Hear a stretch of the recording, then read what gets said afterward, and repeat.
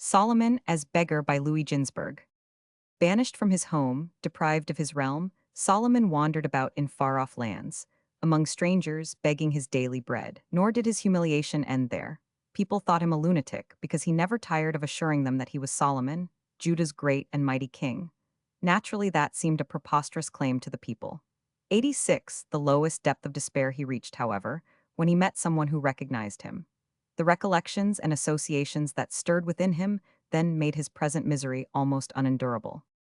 It happened, 87, that once on his peregrinations he met an old acquaintance, a rich and well-considered man who gave a sumptuous banquet in honor of Solomon. At the meal his host spoke to Solomon constantly of the magnificence and splendor he had once seen with his own eyes at the court of the king. These reminiscences moved the king to tears, and he wept so bitterly that, when he rose from the banquet, he was satiated, not with the rich food but with salt tears. The following day it again happened that Solomon met an acquaintance of former days, this time a poor man, who nevertheless entreated Solomon to do him the honor and break bread under his roof. All that the poor man could offer his distinguished guest was a meager dish of greens, but he tried in every way to assuage the grief that oppressed Solomon.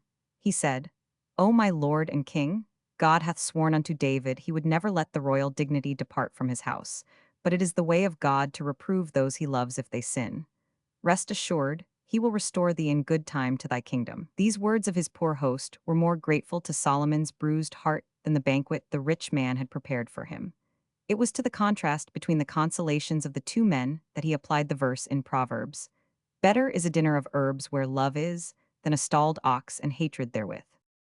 For 3 long years Solomon journeyed about, begging his way from city to city, and from country to country, atoning for the 388 sins of his life by which he had set aside the commandment laid upon kings in Deuteronomy not to multiply horses and wives and silver and gold. At the end of that time, God took mercy upon him for the sake of his father David, and for the sake of the pious princess Naamah, the daughter of the Ammonite king, destined by God to be the ancestress of the Messiah. The time was approaching when she was to become the wife of Solomon, 89, and reign as queen in Jerusalem.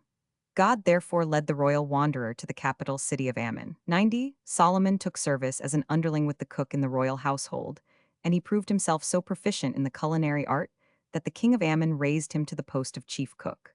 Thus he came under the notice of the king's daughter Naamah, who fell in love with her father's cook. In vain, her parents endeavored to persuade her to choose a husband befitting her rank. Not even the king's threat to have her, and her beloved executed, availed to turn her thoughts away from Solomon. The Ammonite king had the lovers taken to a barren desert, in the hope that they would die of starvation there.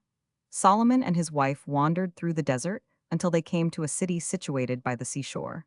They purchased a fish to stave off death. When Naamah prepared the fish, she found in its belly the magic ring belonging to her husband, which he had given to Asmodeus, and which, thrown into the sea by the demon, had been swallowed by a fish.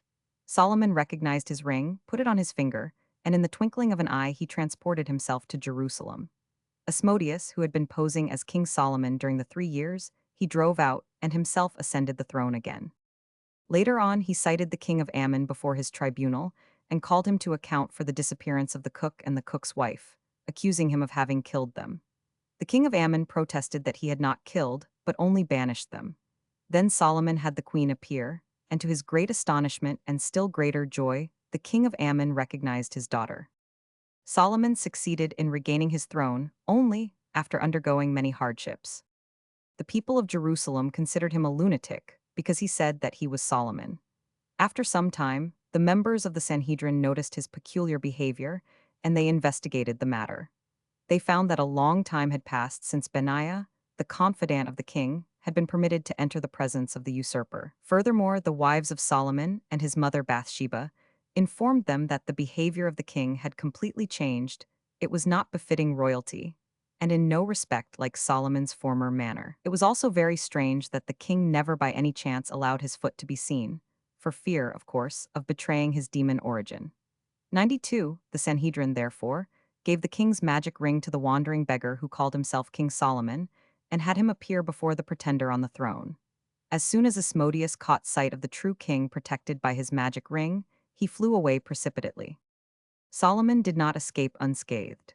The sight of Asmodeus in all his forbidding ugliness had so terrified him that henceforth he surrounded his couch at night with all the valiant heroes among the people.